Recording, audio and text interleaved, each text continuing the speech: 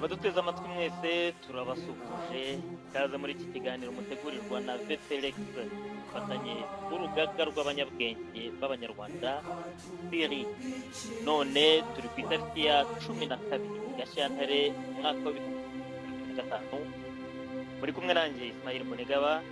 Uyu munsi ndi Montreal mu gihugu cya Canada. Muri iki kiganiro nkabafashijwe na mugenzi wanjye Jean Claude Murindahabi muri Paris, France.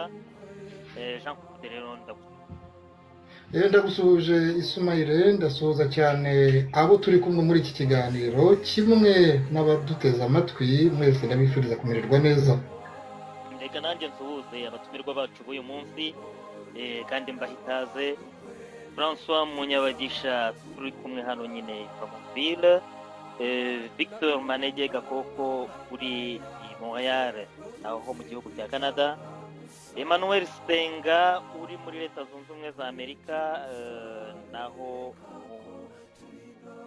mu Busuwisi turi kumwe na Tarsis Temana, akaba ari nawe ugiye kudufasha muri kiganiro icyerekezo yaduteguriye ku nsanganyamatsiko ifatiye ku murimo w'amadini mu gihugu cyacu.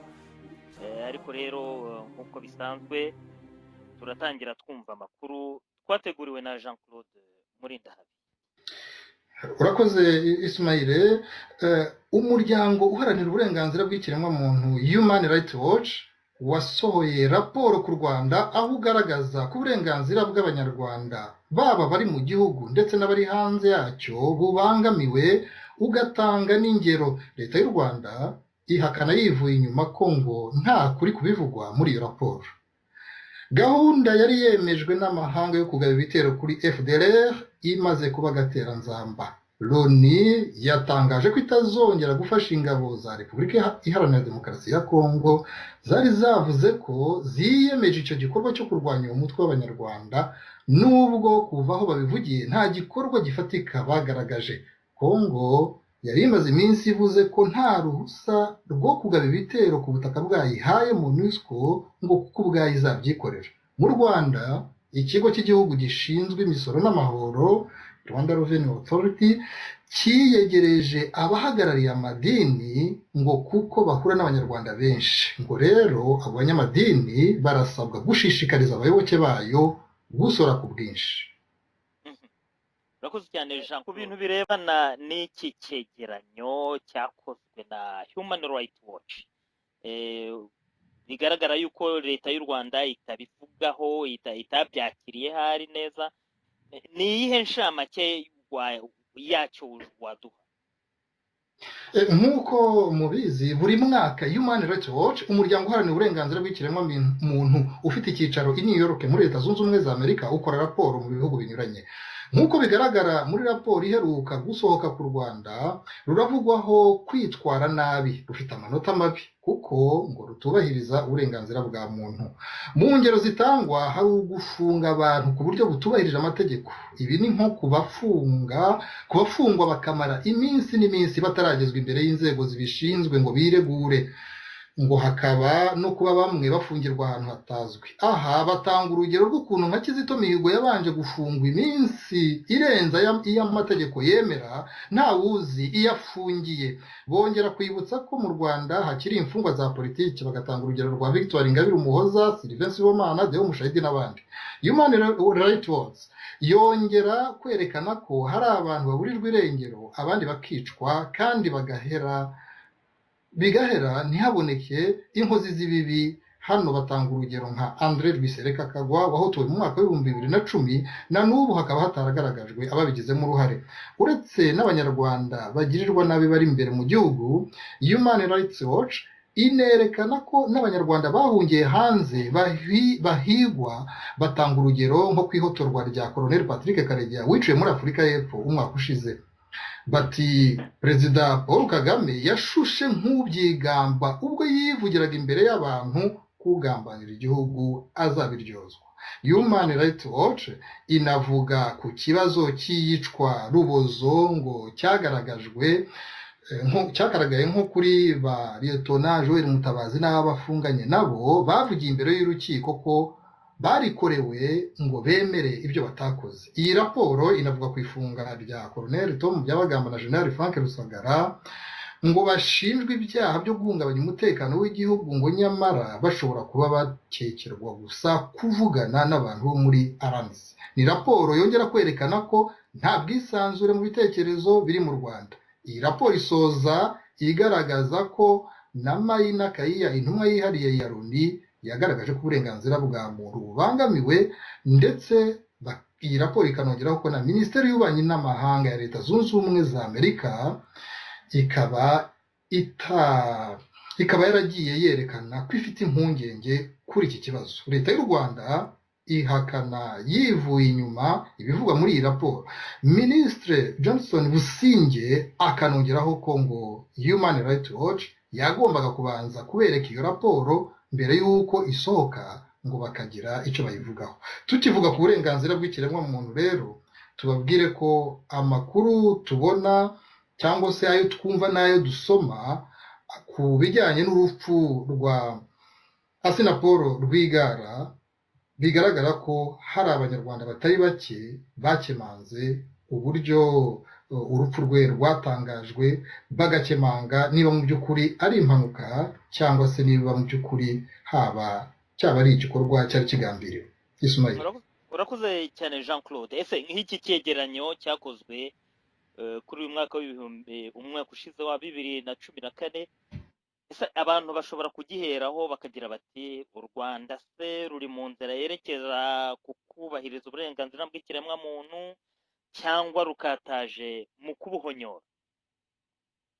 Ismail, urebye buri mwaka nko mu myaka 5 ishize, buri mwaka ubona yego ntabwo niriwe mbitindaho kubera ko tuba dufite igihe gito, hari n'ibindi tugomba kuganiraho. Igihe cyose batangira bavuga bati hari ibintu bigaragara ko byashimwa ku Rwanda, ariko noneho ugasanga ibikorwa byinshi bigawa bigenda bigaruka ku bijyanye n'ibingibi byo kuba abantu batabasha kugira ubwisanzure busesuye mu bitekerezo. Noneho hakaba n'ibi bikorwa by'ihohoterwa by'abantu. Ibingibi ni ibikorwa bigaruka uko imyaka igenda isimburana, ku buryo kuvuga ngo intambwe yaratewe umuntu akurikije ino raporo biragoye. Urakoze cyane. Byo kuba hari ibintu bijya mu buryo bwiza, ni nta cyizere cyabyo gihari, kubera yuko bigaragara yuko uko umwaka ushize tukabona ko impfu z'abantu mu buryo budasobanutse zibaye. Umwaka ushize nibwo twabonye urupfu rwa Patrick Karegeya. Uyu munsi ni urupfu rwa Assinapol, abantu badashidikanyaho, benshi bemeza yuko ari ubutegetsi bugizemo uruhare. Hakaba rero na ziriya mfu z'abantu bagiye baburirwa irengero n'abagiye bajugunywa mu biyaga no mu nzuzi, cyangwa se bakaboneka mu byobo rusange. Ismail, kugira ngo wenda bataragize amahirwe yo kumva uburyo abantu basesengura cyangwa se n'icyabateye kujijinganya kwibaza niba ari impanuka isanzwe, muri make cyane tutabitinzeho, nuko ngerageza nsoma inyandiko zinyuranye, nagiye numva amaradiyo atandukanye arimo n'ayo mu Rwanda. No mu Rwanda hari abantu batinyuka ku kibazo nka kiriya umuntu yavuga ko kiri sensible, ni ukuvuga kiba kitoroshye kugira ngo abantu batinyuke kukivugaho. No mu Rwanda hari amaradiyo atinyuka rwose, abantu bakagira icyo bavuga.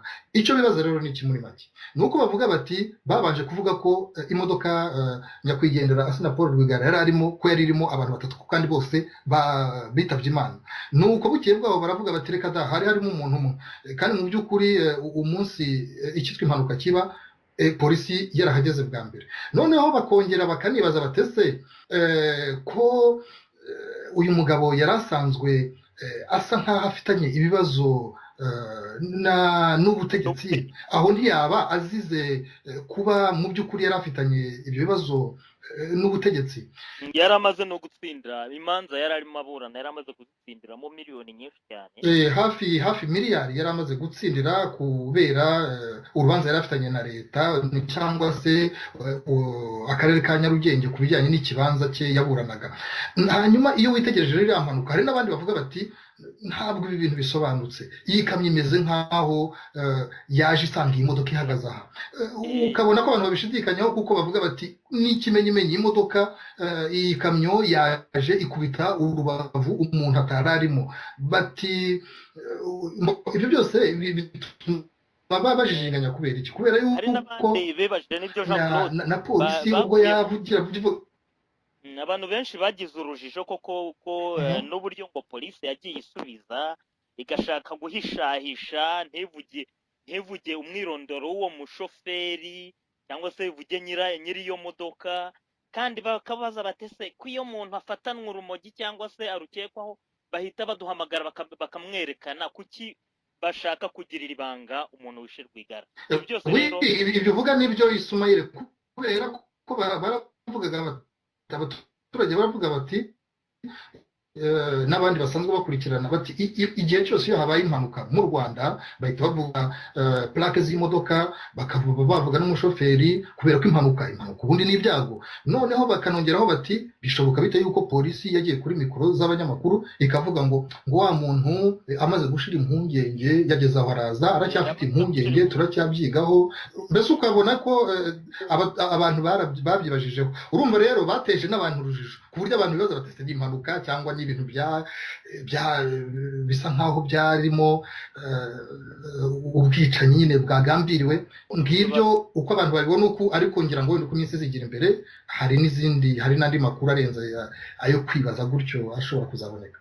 Urakoze cyane Jean Claude. Rero mu gihe guverinoma ya FPR inaniranwa n'imiryango iharanira uburenganzira bw'ikiremwamuntu, benshi batangazwa n'ubufatanye ifitanye n'amadini. Jean Claude, ibi nabyo wabiduteguriyeho inkuru irebana n'imisoro amadini ahamagarira abantu gutanga. Nibyo koko Ismail, leta y'u Rwanda mu rwego nyine rwo kugira ngo irebe uko yakwinjiza mu kigega amafaranga navuga atubutse, ikigo cy'igihugu rero gishinzwe imisoro n'amahoro aricyo Rwanda Revenue Authority kimaze kumvikana rwose n'abahagarariye amadini ko abangaba bazajya batanga ubutumwa ku bayoboke bayo kugira ngo batange koko imisoro batitangiriza. Ni ukuvuga ngo aba banyamadini bazajya baboneraho mu gihe bigisha ijambo ry'Imana bashyiremo n'ubwo butumwa. Ni ikintu kidasanzwe. Hanyuma rero nko kugira ngo byumvikane neza, nka perezida w'inama y'abepiskopi gatolika mu Rwanda ni Musenyeri Mbonyintege, ubwe rwose aranabivuga akabisobanura ati ntawakora iyobokamana ritarimo ubukungu bw'abantu. Ati ni ikintu cy'ingenzi yuko Rwanda Revenue Authority yaganira n'amatorero ngo barebe uburyo bumvikana bwo gusora, kuko byose nyine ari ukubaka igihugu. Icyo gitekerezo niyo mvugo iza nayo iyo isubirwamo na Sheikh Kayitare Ibrahim, ni mufuti w'abayisilamu, ni ukuvuga niwe mukuru nyine w'abayisilamu mu Rwanda. Ibi rero bikaba bigaragara ko ni ubundi buryo wenda butamenyerewe, umuntu yavuga ko butanasanzwe kubona abantu bahagarariye amadini bavuga bati turi abantu bavuga ijambo ry'Imana, ariko tuzajya tunaboneraho tunashishikarize abenegihugu nyine ko bakwiye kurushaho gutanga imisoro n'amahoro. Urakoze cyane Jean Claude. Aya makuru rero arumvikanisha ububasha amadini ashobora kugira mu gihugu. Ubu bubasha bw'amadini kandi bukaba bwemerwa na guverinoma ya FPR. Ese ibi byaba bigiye gukuraho rwa rwikekwe rwari rumaze imyaka hagati ya guverinoma ya FPR n'amadini, aregwa ko ngo yaba yarateshutswe ku nshingano zayo mu gihe igihugu cyasenyukaga? Uyu mubano w'amadini na za leta, uruhare rw'amadini mu buzima n'amateka by'igihugu ndetse n'abagituye, nibyo tugiye gusesengura uyu munsi. Nkaba ngira ngo nk'ijambo umutumirwa kizigenza w'uyu munsi ni Tarcisse Semana. Tarcisse Semana, ijambo ni ryawe. Urakoze Mbonigaba Ismail na Jean Claude Murindahabi, namwe bagize Siri n'abatwumva bose ari abanyarwanda ari n'abanyamahanga. Musoje ku kintu kimpa icyanzo cyo kugira ngo tujye ku byatuzinduye yuko amadini arimo gukangurira abanyarwanda yuko basora batanga imisoro ya leta. Ndagira ngo mbere yuko wenda tugaruka kuri ibyo bibazo uruhare rw'amadini mu mateka y'u Rwanda, aho tuza kuvuga ibyo akamaro kayo mu buzima bw'abanyarwanda, tukaza no kugaruka kuri cya kibazo wenda twihuta yuko amoko ari akarongo gatoya abantu bagombye kuragira, uko amadini nabyo ashobora kuba yarabyitwayemo cyangwa n'ubu ngubu uko abyitwayemo. Ariko mbere na mbere reka mbanze mbahe incamake y'amateka y'amadini uko yaje mu Rwanda n'uko ubu wenda ahagaze. Natangira ku kibazo mbabazi nti ese ku isi hari amadini angahe? Hari uwatubwira nibura amadini ari ku isi uko angana umubare wayo? Njye ndumva icyo kibazo gikomeye cyane. Ese burya amadini buri bwoko buri tribu nko muri Afurika ngira ngo buba bufite uburyo bugira imyemerere. Imyemerere rero ibyo ndumva yabijyana n'uburyo abantu babayeho bigenda bitandukanye, nk'uko mu Rwanda ngira ngo twari dufite idini mbere y'uko nk'abazungu baza batuzanira, dufite amadini agera kuri 100% n'ayandi. Urakoze cyane Ismael. Ubwo ni ukuvuga niba hari undi waduha nk'umubare wenda uzwi neza ku isi w'amadini abaho? Amadini ntabwo umubare wayo, umuntu ashobora guhimba idini uko abishaka. Murakoze cyane. Reka rero icyo ni ikibazo cy'ingorabahizi abantu basesengura ibintu by'amadini, uko yadutse n'uko ubu ngubu ariho n'ukuntu agenda avuka, badashobora kubonera igisubizo gifatika. Mu by'ukuri rero ntawamenya umubare w'amadini ariho haba ku isi hose cyangwa se no mu Rwanda. Kubera iki? Kubera yuko uko avuka ni nako agenda azibangatanya akabura. Icyo rero ni ikintu gikomeye ko abantu bajya bagerageza wenda kuvuga ngo hariho amadini ya naya, ariko burya bari gucishiriza, kubera nko amadini yo tuzi bavuga ari muri ku isi hose cyangwa se ari no mu Rwanda, bayageranya nka za association rero hari igihe izima kubera ko abayoboke bayo wenda bayitaye bagabanutse, ubwo ngubwo bikaba ngombwa ko bayivana ku rutonde rw'uko yitwa association. N'amadini nuko nguko bimeze no mu Rwanda nuko bisanzwe, naho amadini yose afite statut, nuko bidafite ubuzima gatozi nk'ubwa association, nk'uko VPLX ishobora kuvuga iti tora association iharanira n'ibi abantu baba bayirimo bazabura cyangwa se bahinduye igitekerezo, ubwo VPLX ikabiratakaye. Ariko twizeye ko twebwe atari ko bizamera, tuzakomeza tugatanga ahubwo urumuri no mu bazadukurikirana no mu bana bavuka. Reka rero turebe muri makeya, abanyarwanda benshi ni abayoboke b'amadini abiri twavuga ko ariyo akomeye cyane mu Rwanda. Aya madini ni ayahe? Amadini abiri akomeye cyane mu Rwanda twavuga ko ari ubukirisitu n'ubuyisilamu. Aha twakwibutsa ko mu idini ry'ubukirisitu habarizwamo abagatolika, hakabarizwamo n'abaporoso.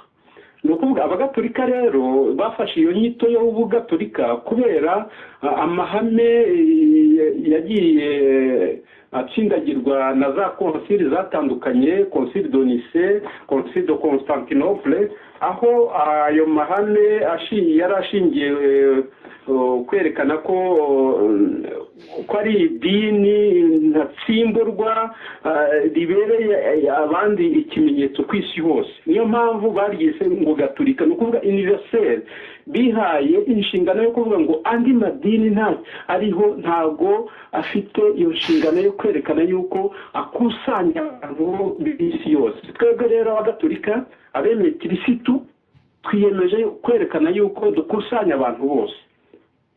Nuko nguko rero byavutse mugeze mu kinyejana cya 15 cya 16, none abagatolika bacikamo ibice biturutse ku makimbirane no kutumvikana kuri ideoloji aribyo twita muri teoloji bita doctrine, havuka noneho abaporoso. Abo baporoso rero nabo bagiye bavukamo ibice byinshi bitandukanye, havamo abapresbyterieni, havamo abapantekotiste, abangirikani, havamo abo twita abametodiste libre, abadivantiste b'umunsi wa karindwi n'andi mazina menshi. Aya madini rero uko ari abiri nyamukuru, ubukristo n'ubuyisilamu, niyo yabaye nyuma y'idini gakondo ishingiro ry'ukwemera kwa benshi mu banyarwanda. Aha twakwibutsa ko ku nyungu zo kugira abanyarwanda ingaruzwa muheto cyangwa se kuboza ubwonko mu gihe cya gikoroni, idini gakondo yagiye iteshwa agaciro kayo ikanasobanurwa uko itariri. Iyo ubu ubajije abanyarwanda benshi ku byerekeranye n'ukwemera Imana, usanga benshi bagusubiza cyangwa basubiza bati ntushobora kuvuga ko uzi Imana cyangwa uzi imigambi yayo utari muri aya madini uko ari abiri, ni ukuvuga ubukirisitu n'ubuyisilamu. Ni ukuvuga ugasanga andi madini atari ubukirisitu atari n'ubuyisilamu ntago afite ubwo bumenyi bwo kwemera Imana. Ariko rero igitangaje ni uko inyuma y'iyo myemerere cyangwa se imiyobokere y'ayo madini mvamahanga uko ari abiri, abenshi mu banyarwanda bagikomeye ku idini gakondo rifite imihango yo kuraguza, guterekera, kubandwa. Gusa ikibabaje kandi ikindi ni uko iyi dini bayishyira mu bikorwa, bakabikora nijoro rwihishwa, hakubiyemo kandi n'abayoboke baya uko ari abiri twavuze y'ibikorokoro, ari ukuvuga abakirisitu n'abayisilamu. Ugasanga baragenda rwose mu kabwibwi, bagiye kuraguza, bagiye guterekera, ukibaza uti se aho ayo madini mvamahanga, abagatolika, abayisilamu, abaprotestanti, aho wenda ntiyaba ari icyo twakwita artificiel, sinzi ukuntu nabyita mu kinyarwanda, ari akantu kadafashe ku mutima w'abanyarwanda. Akaba ariyo wenda impamvu abantu bagenda bacika ijoro bakajya kuraguza, bakarenga imisozi n'imisozi n'uturere, bakajya guterekera no gusaba intsinzi kugira ngo bazagere ku kintu iki n'iki. Ni ukuvuga rero ni ikibazo abantu bagombye kwibaza bakareba, ese amadini afite ruhare ki mu mibereho y'abantu? Ese ayo madini abiri twavuze y'ibikomerezwa, abakirisitu n'abayisilamu, niyo yonyine afite uruhare mu guhindura abanyarwanda cyangwa se kubaha injyana bagenderaho? Ntatinze rero mu byerekeranye n'amateka y'amadini, kuko umuntu wese yabisoma cyangwa se umuntu akaba yashaka umwanya akabigaragaza. Navuga yuko mu 2000 hari ibarura ryakozwe ryerekanye yuko uko amadini ahagaze mu gihugu cy'u Rwanda. Bavuga yuko abagatolika bari 49.5%, protestanti bakaba bari 27.2%, naho abadivantiste ari 12.2%. Andi madini y'abakirisitu akaba ari 4%. Abatagira idini bakavuga yuko bari 3.6%, naho abayisilamu bo ngo bari 1.8%. Indi myemerere ikaba ari 1.7%. Ibyo ni ibyakozwe mu rwego rw'igihugu, ariko nta bantu bafite ubushakashatsi mu by'amadini bigeze babikora kugira ngo tuvuge ngo recensement ribarura twariha agaciro mu buhanga bwo kugaragaza imiterere y'amadini mu Rwanda. Ariko nta wabura rero kubigendera kugira ngo asesengure uruhare rw'amadini muri sosiyete nyarwanda n'ejo hazaza, nuko ubu ngubu ibintu bihagaze, nk'uko twabonye yuko arimo gukangurira abantu gutanga imisoro. Iri barura rero riragaragaza yuko nibura 98% by'abanyarwanda bemera ko bafite idini. Ibyo bigashaka kuvuga iki? Bikatwereka yuko amadini ari ipfundo ntanyeganyezwa umuntu atakwirengagiza mu gusesengura ibibazo nyamukuru by'igihugu, cyangwa se uruhare afite mu mibanire y'abantu, cyangwa se uruhare afite mu gutanga ibisubizo abantu bahura nabyo mu ngeri zose. Tugiye mu mizi rero cyangwa se mu nda y'aya madini tugatekereza tukayasesengura n'uburyo yashinze imizi muri sosiyete nyarwanda, nta wabura kuvuga ko afite uruhare runini cyane mu kubaka ingengabitekerezo ngenderwaho mu bijyanye n'amategeko, mu bijyanye n'imyumvire, mu bibazo mbonezamubano no mu bijyanye n'inzego no mu nzego z'imiyoborere y'igihugu. Twabonye yuko ubu ngubu ikigezweho ni ukubwira ngo abantu ngo batange imisoro. Nabaha noneho ijambo rero babwira ngo tugaruke kuri bya bibazo nyamukuru, hanyuma iriho tubisesengure turebe amadini yifashe gute, yitwaye gute ejo hashize, afite ruhare iki mu buzima bw'abanyarwanda. Urakoze cyane Tarcisse Semana, uranyumva? Ndakumva neza. Ndagushimiye cyane. Biragaragara ko wasesenguye ibintu by'amadini mu gihugu cyacu. Ese muri iryo sesengura wasanze mu buzima n'amateka y'abanyarwanda hari ikintu twakwita kashe aya madini yasizemo, mbese nka kwa kundi ushobora kwitegereza hasi ukavuga ati kanaka yanyuza ubonye yahakandagiye, cyangwa se iri janja ni iry'inyamaswa iyi niyi, byifashe bite ku madini? Ku madini Ismael rero icyo kibazo ntabwo ari ikibazo cyoroshye, ariko umuntu ashobora no kugishakira mu bintu byinshi. Reka njye ngishakire mu byerekeranye n'amazina abanyarwanda baha abana babo.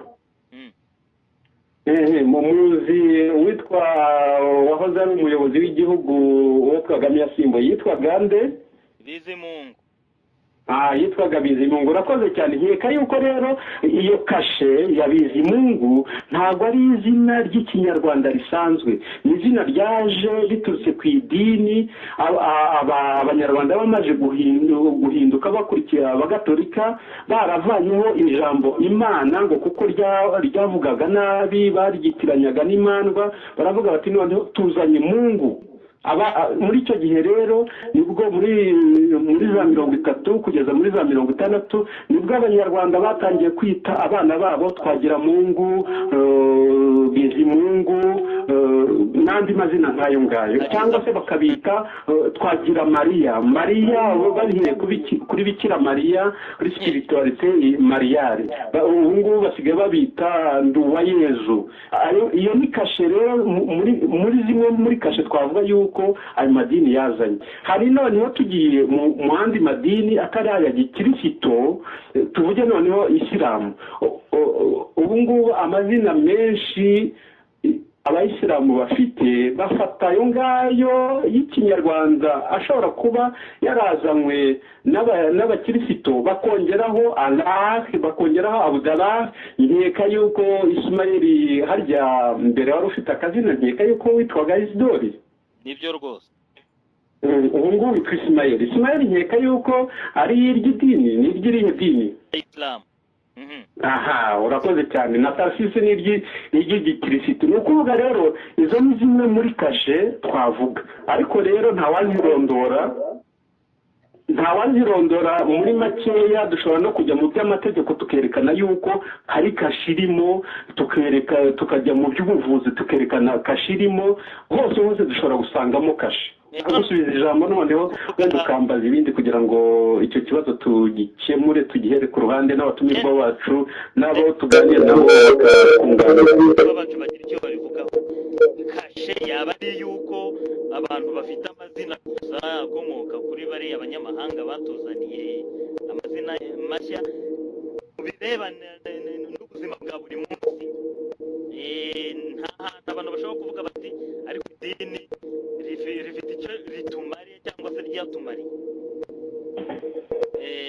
Iki kibazo nkibaze abatumirwa bacu. Victor Manegeka, koko turahari? Ismail, ntabwo mvuga menshi cyane ku byerekeye amadini mu Rwanda, ahubwo mu byerekeye amadini urebye ku isi hose, cyane cyane nk'iryo dini rikomeye ry'abakirisitu Tarcisse yari amaze kutubwira, ariko n'andi yose usanga asa nk'aho akora kimwe. Hari ikintu yazanye ku isi ariko no mu Rwanda ku mwihariko ni ubyerekeye kwigisha abaturage guta ubumenyi ku byerekeye amashuri ariko kandi no kwigisha imico myiza kuko mu amadini menshi yose aba afite amategeko agenderaho cyangwa se amahame nta dini urebye usibye abantu bamwe na bamwe bajya ku ruhande bagashaka kuba bayakoresha ukundi kuntu urebye nk'ayo madini niyo mpamvu na leta cyangwa se mu bihugu byemera layisite bayemera ntabwo bayemera anyuranye no kudakorera neza abaturage ariko ukwemera no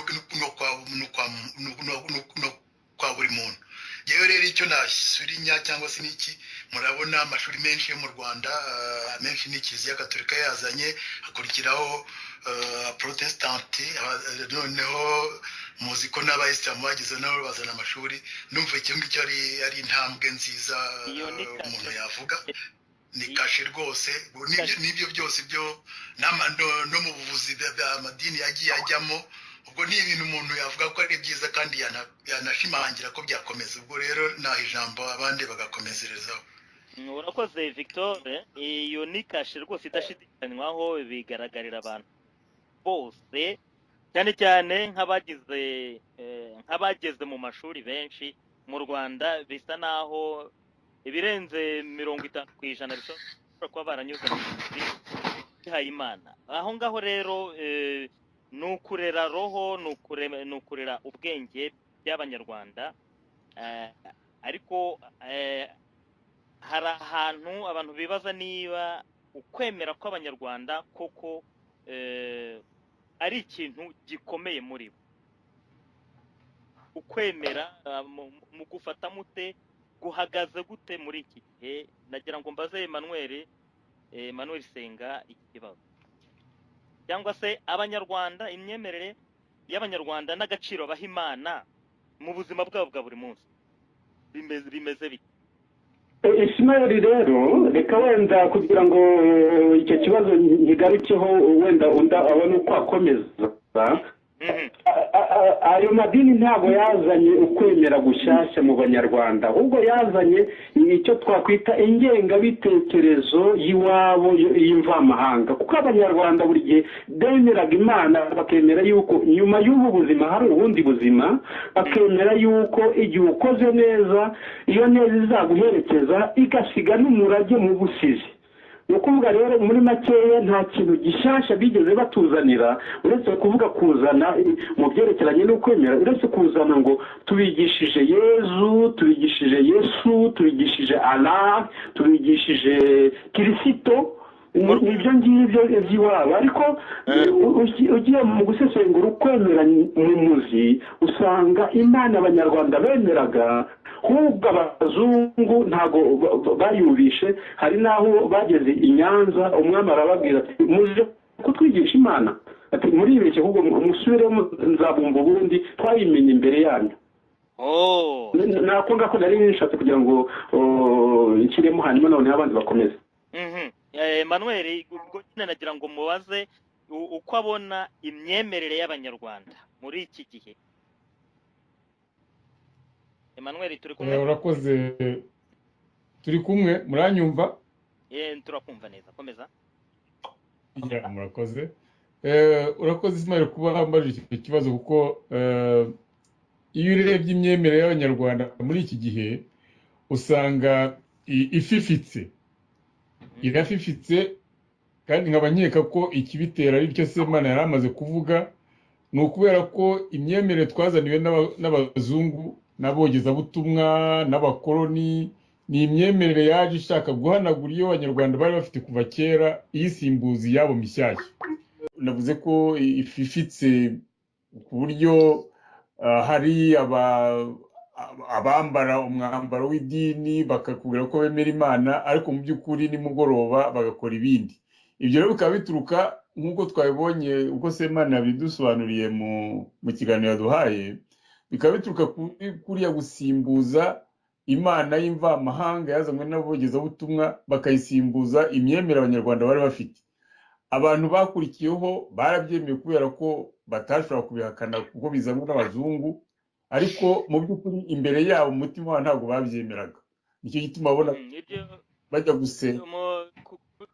ibyo uvuze ndabyumvise ukuntu bisa naho imyemerere yacu mishya y'abanyarwanda isa naho ari ikintu mbese cyo kuramya abazungu. Njya mbibona yuko no mu butegetsi ariko bimeze, aho umutegetsi yumva yuko kugira ngo yinjire mu mirimo ye yahawe n'abanyarwanda agomba gufata bibiliya cyangwa se igitabo cy'idini akagomba kukirahiriraho, kandi mu by'ukuri ugasanga imikorere yabo itajyanye n'ibyo iyo Imana ikunze kuba ibasaba.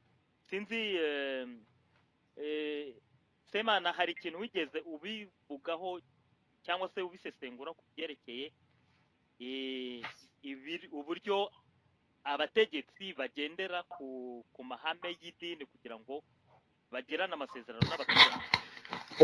icyo kintu rero nakigarutseho mu gitabo cyanjye nise mu gifaransa ndabivuga mu gifaransa ndenekereze mu kinyarwanda le programme de secte et l'église catholique mu Rwanda. Bishatse kuvuga iki mu kinyarwanda? Bishatse kuvuga ngo ikibazo cy'amadini y'inzaduka na kiliziya gatolika mu Rwanda. Hashatse nakoze narakwadije ni ukuvuga ngo ikibazo cy'amadini y'inzaduka na kiliziya gatolika mu Rwanda, mbere kiliziya gatolika yitaga ko iryo dini ryonyine ribaho ku isi, ariko andi yose akaba ari ingirwamadini.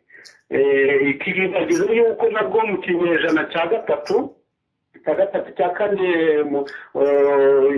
nabo idini ya kiliziya gatolika nayo yavutse ku bayahudi bakayita ingirwamadini. Hanyuma none hiza guhabwa agaciro n'umwami witwa Constante arihindura idini y'igihugu cyose ya Empire y'aho yategekaga, Empire Rome. Hanyuma noneho uko yagiye ifata intera igenda yinjira no mu butegetsi,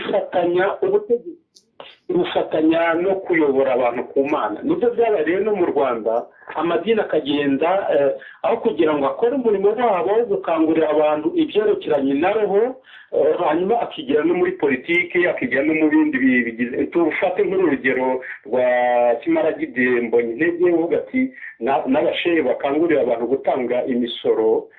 Ntabwo ari umurimo wabo. Umurimo wabo ni ukubanisha abanyarwanda, bakababwira ati kugira ngo mugororokere Imana, kugira ngo mugenze neza, mwebwe mugomba kwitwara gutya, mugomba kuba intangarugero, mugomba gufasha abantu. Biratangaje kubona ataragize icyo avuga ku mupadiri witwa Emile wavuze ati muravuga ko mwemera Imana, bwacya mu gitondo bakabakoresha bakagira ibikoresho mukajya gusenyera bagenzi banyu, mwangize mukaza gusenga. Umusore yavuga gute yuko ushishikariza abantu gutanga imisoro atari inshingano zabo, kandi abanyarwanda benshi bicwa n'inzara ari cyo noneho gishishikaje, aho kugira ngo avuge ibyerekeye ikintu cy'imikoranire cyangwa se ubufatanye bwa za leta n'amadini. Reka dukomeze ku bintu by'imyemerere, turebe uko bihagaze cyangwa se n'uko byagenze. Hari aho byageze abanyarwanda usanga batagifite ikintu cyo gutinya Imana, ibyo kubahiriza amategeko yayo wigishijwe n'aya madini nyine babishyira ku ruhande, ku buryo aribwo twatangiye kubona abantu batangira kwicana, basahura inzangano n'ibindi bibi byose bihinduka nk'akantu gaharawe ndetse cyangwa se bimwe bita mode. None ko amadini yari aho akaba atarabashije gukingira abanyarwanda ayo makuba, ni akahe gaciro mwumva akwiye gukomeza guhabwa uyu munsi? Ese umuntu ashobora kuvuga ngo amadini nahagarare ko nta kintu yakoze? Ikibazo si ukuvuga ngo amadini yahagarara cyangwa yakomeza. Muranyumva neza? Turakumva. Ikibazo nyamukuru gihari ni ukuvuga ngo amadini amariye iki abanyarwanda mu bibazo bahura nabyo byerekeranye n'akarengane k'ikiremwamuntu, byerekeranye n'ibibazo byabaye karande by'amoko byo gusimburana ku butegetsi, abantu bafashe intwaro bicana. Amadini abyifatamo gute, abacyamura gute? kuba rero yaseswa cyangwa ataseswa icyo si ikibazo abanyarwanda bagombye kwibaza. Ikibazo ni ukuvuga ngo amadini afasha gute kugira ngo numve iyo mana nshyikirana nayo kandi nkanogera mugenzi wanjye, nkanoza umubano wanjye n'abandi, kandi nkahabwa n'uburenganzira bwanjye mu gihugu cyanjye kandi nkabuha n'abandi. Icyo ni cyo kibazo rero amadini twayabaza, ahubwo tukavuga tuti ko amateka twese yuko amadini yari yahindutse, ahubwo hari nk'amashyaka akurura yishyira, ntawatinya no kubivuga yuko arisheveke wa Kigali yari muri MRND, ni ukuvuga ngo yafataga idini nk'akantu nk'umwambaro yambara ku cyumweru, ubundi akigira muri mitingi cyangwa se akajya mu manama ya MRND. n'ubu ngubu mwarabibonye yuko Kagame yavuze ngo ushaka kubuza igihugu mu mudendezo cyangwa usanga bitekereza bazamwikiza, ariko abanyamadini bose bakamukomera amashyi. Ni ukuvuga ngo amadini afite uruhare rukomeye kwitandukanya n'ibikorwa ibyo ari byo byose bivutsa abantu amahoro, bibavutsa uburenganzira bwabo, ahubwo akaba navuga akaba abantu bacyamura leta, bacyamura n'abaturage bose muri rusange. Ese arabikora cyangwa arasinziriye? ariko rero halo yego François Munyabagisha turakumva. ndimo ngira ngo nkomate ku ibyo Semana avuze rwose n'ibyo bintu ya presence yewe ni byiza, ariko nanone amadini turimo turayasaba gukora akazi twebwe twifuza ko dukurikije uko twumva amadini yagombye gukora. Ariko rero mu miterere y'amadini yo akora uko mbese muri kamere yayo ateye. Iyo urebye amadini kuva kera, amadini yabaye nayo uburyo bwo kuyobora abantu, bwo gutegeka abantu, bwo kuko mwibagirwe ko mwibuke ko Semana ubwo we yarabicukumbuye arabizi mu kinyejana cy'icumi muri hari i Roma abapapa abampereri banumaga abapapa, bashyiragaho abapapa n'abasenyeri, biza kugera ubwo abapapa nabo bashyiraho abampereri. Murumva rero ko nka Kiliziya Gatolika, kandi so honyine Kiliziya Gatolika n'ubutegetsi byaryamanaga mu cyumba kimwe. Ibyo ni ibintu bigaragara. Yaravuze ibya Musenyeri uriya Archevêque nyakwigendera w'i Kigali, ibyo yakoraga mu by'ukuri nibyo byakorwaga mu kinyejana cy'icumi. Noneho ikindi kintu nagira ngo ngarukeho ni uko iyo mana koko abo bazungu bagiye bazana bakwirakwiza hirya ku isi, nyamara iyo urebye byavuye i Roma bigeze mu Bwongereza bati natwe turashaka idini ryacu, bashyiraho idini ryabo. Iyo ugiye muri Israel bafite idini ryabo, ririya dini ryabo ryitwa ry'ababahayi,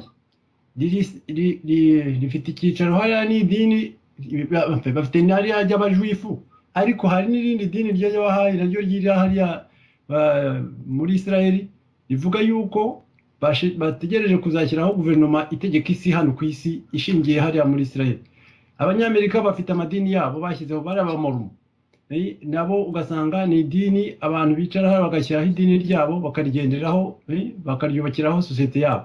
Si bo bonyine, dushobora tukagenda mu bihugu byose, ukagenda usanga abantu bafite idini ryabo, n'iryo dini iyo uricukumbuye usanga rikorana n'ubutegetsi, bafite uburyo bwo kugira ngo bafatanye barebe ukuntu bazamura ubukungu bwabo, niba ari ukujya gusahura n'ahandi bajye kuhasahura bagafatanya. Mu mwanya Nsenga yavuze ikintu, mwamubaje ikibazo ngo cya kashe cy'amadini, noneho muzamukira muvuga ikintu cy'ukwemera. Nge mbona mu buzima bw'abantu ukwemera ni ikintu gikomeye cyane. Udafite ukwemera nta hantu ashobora kwigeza, ntibishoboka. Urahaguruka ukajya ahantu kuko wemera kugerayo, utabyemera kugerayo ntaho wajya, usigara aho ngaho wicaye mu rugo. Noneho rero ukwemera amadini yatuzaniye, bavugaga amakashe, yatuzaniye ukwemera itwambura ukwiyemera. Kwa kwemera kwacu twari dusanganywe yarakutwambuye, ikuzanira ukwemera ibintu tutazi niyo biva niyo bigana. Yego ukwemera Imana ni kwiza, hari abantu bemera Imana koko bariho, ariko nanone nk'uko Nsenga bivugaga hari hypocrisy, hari mu banyarwanda mu bategetsi abantu usanga barajya mu kiliziya koko nk'uko byavugaga, ariko bakaba ari hypocrite. Urumva rero abantu batemera, bagaragaza ko bemera kandi batemera batazi ibyo bemera, bari mu kera hagati, kandi abo ngabo benshi nibo babategetse. Urumva rero ko iyo bigeze aho ngaho ibintu birakomeye, ni ukuvuga ko tuba dutegekwa n'abantu badafite ukwemera, badafite aho bahagaze. Noneho n'abandi rero bemera Imana koko bayemera bariho, urabona nka bariya wenda mfatire nko kuri Kizito, iyo mbona indirimbo ze aririmba, mu by'ukuri mbona ahumeka ukwemera Imana, ya mana mbese n'abanyarwanda kera bari bazi. Ariko iyo Mana wemera urayemera, none ukayisaba ko ngo kubera kuyemera ukayemera buhumyi, ukayisaba ko ariyo iza kuza kugukorera ibintu, kugufasha kubaho, ari iza kukuremera ibigomba kukubeshaho. Nyamara iyo tugiye mu kwemera bavuga uri ku isi, noneho weho ugomba kwitunga ku isi, ugomba kwigira mu ibintu by'isi. Iyo rero batuzanira kukwemera ugasanga turarangamira Imana, baba baturangaza kuko bitujyana hahandi tuvuga ngo Imana ngo y'u Rwanda ngo yirirwa ahandi igataha i Rwanda, yirirwa ahandi barimo bahinga, none ikaza kuryama iwacu rwahiye abantu bashize. Dore intego yanjye ya mbere ukure isi yose umuntu ututse,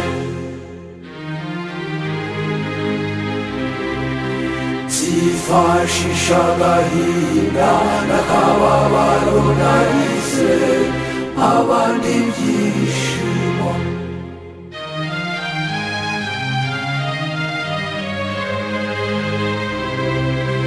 Ariko sinzigera nkoresha ibyishimo nahawe ngo mbababaze, Nyagasani azabiduhamo ubuzima budashira. Nzaba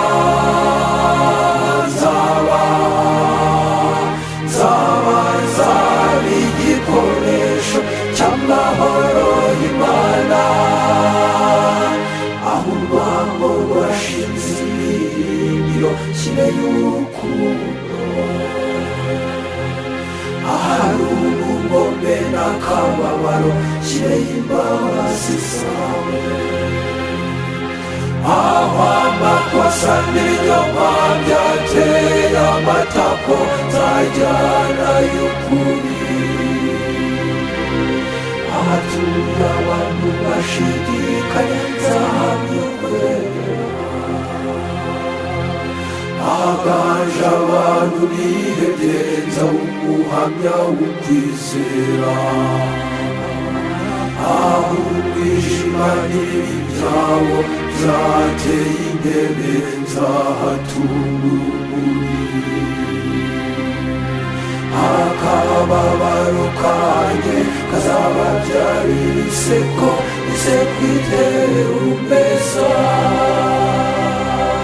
Mana singashake guhozwa mbere yo guhoza,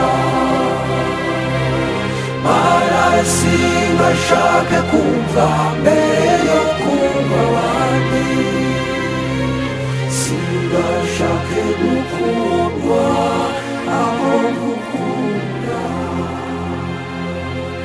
Iyo ntaze niho numva rwose hagira amahoro.